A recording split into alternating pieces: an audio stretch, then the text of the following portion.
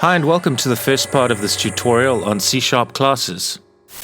This tutorial will be comprised of 5 parts and is the 17th part of a C# for Beginners course. This video serves as an introduction to C# classes. Before we get into it, please like, subscribe, share, comment to support the channel. It will be greatly appreciated. And please hit the bell icon to be notified of future content.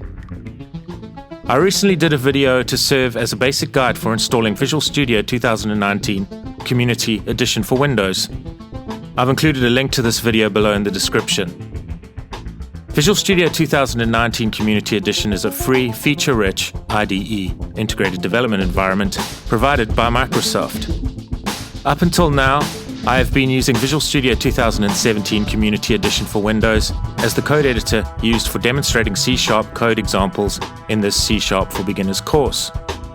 I will be continuing this course using Visual Studio 2019 Community Edition for Windows. Having said that, you are of course welcome to follow along with any suitable code editor of your choice. Note that you are also able to install Visual Studio 2019 Community Edition for Mac. I've included a link below in the description to a Microsoft web page that can guide you with this installation process. I thought the best way to gain an understanding of C# classes is through code examples. So for this tutorial, we are going to develop a basic CRUD application to highlight the use of classes in C# code. CRUD is an acronym which stands for Create, Read, Update, Delete. Applications commonly perform these 4 basic functions: creating, reading, updating, and deleting data from a database. This tutorial will be divided into several parts, so please see this particular video as an introduction to C# classes. We'll develop the CRUD application in the subsequent videos or parts that make up the tutorial on C# classes. As Visual Studio 2019 Community Edition is being introduced for the first time in this C# for Beginners course, I will start by demonstrating the project creation process using Visual Studio 2019 for Windows. So let's first right-click the shortcut icon for Visual Studio 2019. For convenience, I have placed this shortcut icon on my desktop. Then click the Run as Administrator context menu item.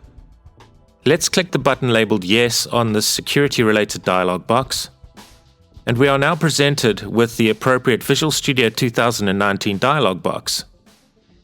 So we are going to click on the box labeled Create New Project. We are now presented with the Create New Project dialog box. You can see in this dialog box we are presented with a list of project templates. Project templates help the developer get started with a particular type of project.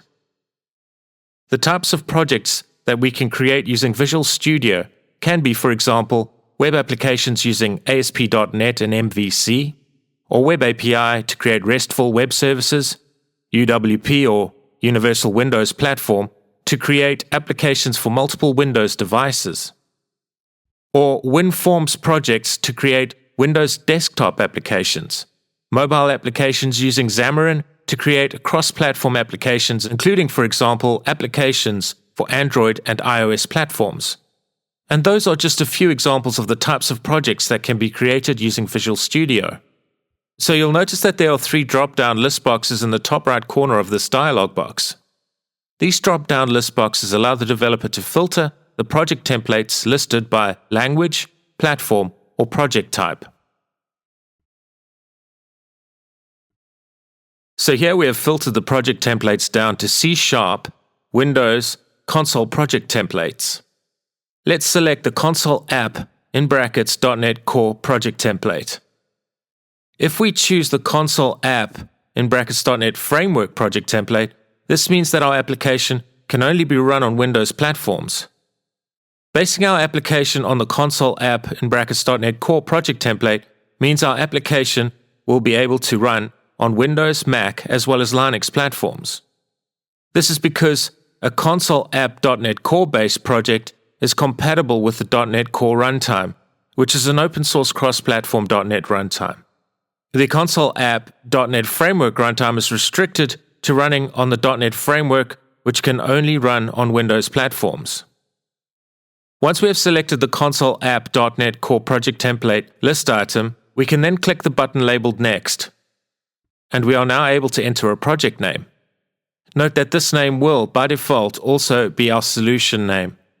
But you are able to change the solution name independently of the project name if you so choose. Let's call this project and solution Employee CRUD Application Example. Let's now click the Create button.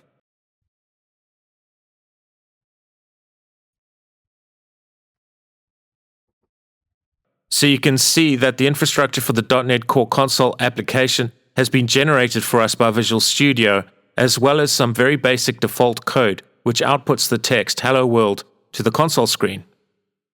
So I'm going to replace the auto-generated Hello World code with the code that we created in the second part of the C# for Beginners course, namely the employee application code. This code can be downloaded or copied from GitHub. A link to this code can be found below in the description. So I've already copied the employee application code to the clipboard.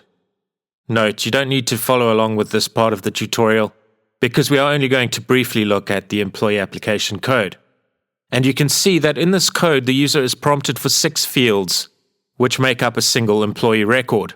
These fields are employee ID, which is defined as an integer, first name defined as a string, last name defined as a string, annual salary defined as a decimal data type, gender defined as a char data type, and isManager defined as a Boolean data type.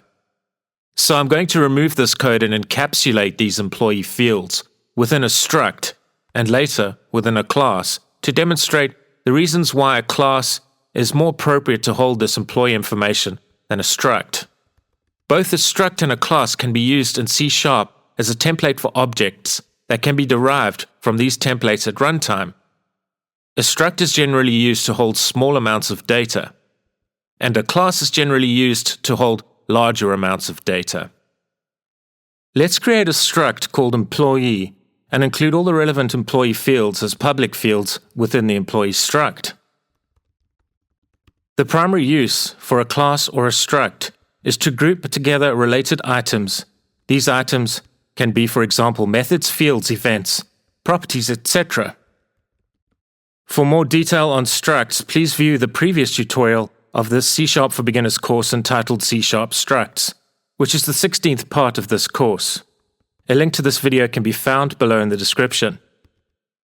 So you can see that this user-defined struct is very simple and easy to understand as representing the structure for an employee record. So let's declare the struct in the main method and initialize the fields for an employee record.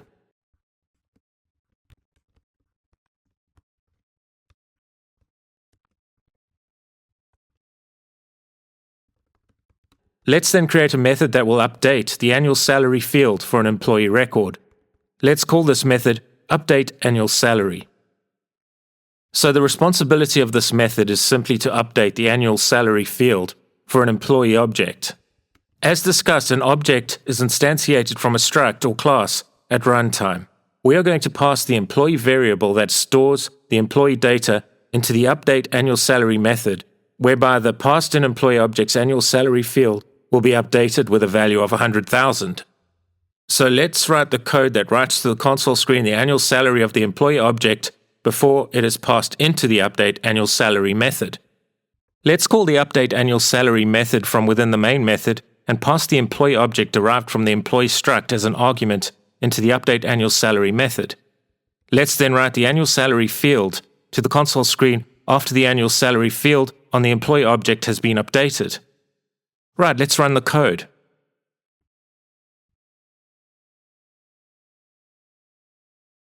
And you can see that even though we have explicitly called the updateAnnualSalary method to update the annual salary field on the employee object, that this change has not propagated through to the calling code in the main method. The updateAnnualSalary field on the employee object was initialized to 80,000, and even after the updateAnnualSalary method is called, which explicitly updates the annual salary field of the employee object to 100,000, when the subsequent code in the main method outputs the value of the employee object's annual salary field, the value is still 80,000. So why is this? Well, in this C# for Beginners course, I've labored the point relating to reference types and value types, but this is because this is a very important aspect of C#. So a struct is a value type, which means that when the employee object is passed into the update annual salary method, the employee object is copied to the employee variable defined as a parameter in the method signature of the update annual salary method. So after the employee object is passed into the update annual salary method, two disparate employee objects are now stored in memory, one with local scope to the main method and the other with local scope in the update annual salary method. By local scope, I mean that the variable defined within a method or as a parameter in a method's definition is not accessible to code that exists outside the relevant method.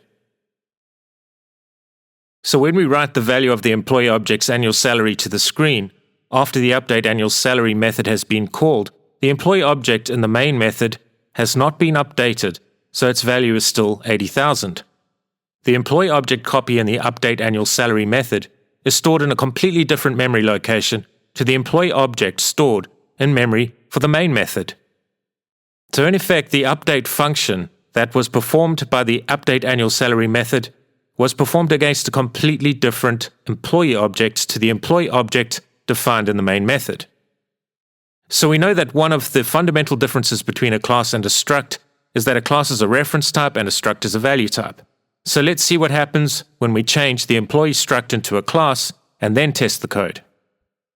So to do this, we must first replace the struct keyword with the class keyword in our template representing an employee record. By a template, I mean a data structure either represented as a struct or a class. The other main difference between a class and a struct is the way in which we instantiate an object. It is necessary to use the new keyword when instantiating a class. The new keyword can also be used to instantiate an object from a struct, but it is also possible to instantiate an object from a struct without the use of the new keyword. Okay, let's run the code. And you can see that the code in the update annual salary method has had a direct effect on the value of the employee object instantiated in the main method. And this is because a class is a reference type. When the employee object is passed into the update annual salary method, it does not copy the data stored in the employee variable defined in the main method to the employee parameter of the update annual salary method, but a pointer or reference is passed into the update annual salary method. This pointer points to a memory location where the data for the employee object defined in the main method is stored. So in effect, the update annual salary method's employee parameter is pointing to the same employee data referenced by the employee object defined in the main method.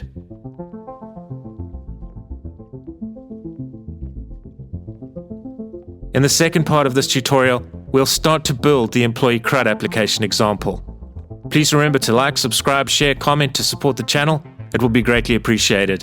And please hit the bell icon to be notified of future content. As always, the code created in this tutorial can be downloaded from GitHub. Please see a link to the relevant GitHub repository below in the description. Thank you and take care.